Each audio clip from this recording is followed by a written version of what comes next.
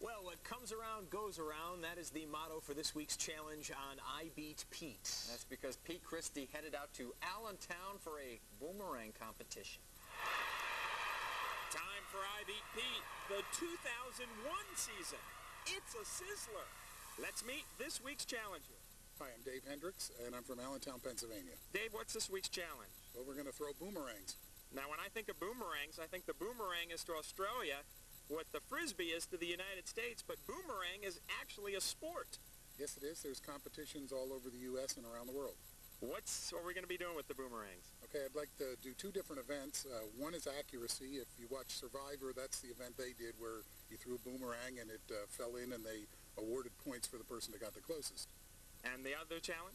Aussie round or Australian round, in which you have to throw the boomerang. We measure for distance, we measure for accuracy, and you got to catch the thing. All right, look out, duck for cover. Boomerang on I Beat Pete. First up, 5 throws for accuracy. Dave whizzed one first. 1 to 10 points are awarded if the boomerang lands anywhere within 10 meters from the original spot of the throw. 0. The wind ended up taking Dave's boomerang out of scoring range. Before my first throw, I was extremely concerned about the well-being of some innocent passerbys. Since you have not thrown before, Yeah. If you don't get enough snap, Yeah. it'll just go kind of straight out and bobble along, and it'll probably go right at him. Yeah, you better run. There you go. With the coast clear, getting a good grip on the boomerang, it should be thrown overhand, not sidearm, like many first-timers assume. I can't even see it. I cannot even see it. You got in the sun. My boomerang landed exactly 10 meters out, giving me the minimum score, 1 point. Taking everything into consideration, the wind, direction of throw, elevation, Dave's second toss landed within 3 meters for 6 points, and he followed that up with another terrific toss as it came back for 5 points. My next 2 boomerang tosses ended up getting caught up in the wind, which gave it wings. Both were worth no points, and both I had to chase after. I didn't know there's a lot of running in boomerang.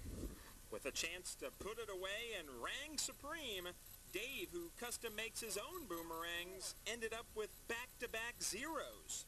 I like it. That's hot. Trailing 11 to 3 with 1 throw left, I needed at least 8 points to tie. I think he got under it too much back. Ah! Once again, I had to chase after it like a dog does a bone. Dave wins the accuracy challenge 11 to 3. Next, Aussie round. Points are accumulated for accuracy, range, and catching. Dave showed me how it's done on his first throw, bringing his hands together like a sandwich to make the catch and scored 10 points. After my accuracy problems, forget catching it, I couldn't even get it to come back. Oh, my God. Oh, jeez.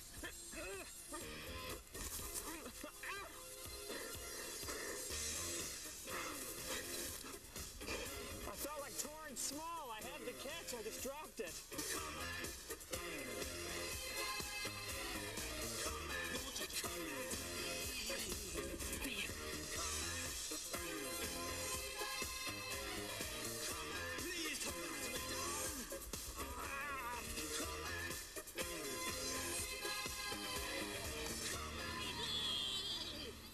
Personal victory, catching my last one, it wasn't enough as Dave hauled in 3 boomerangs to win Aussie round 44 to 26. Actually, you looked like you were doing pretty good.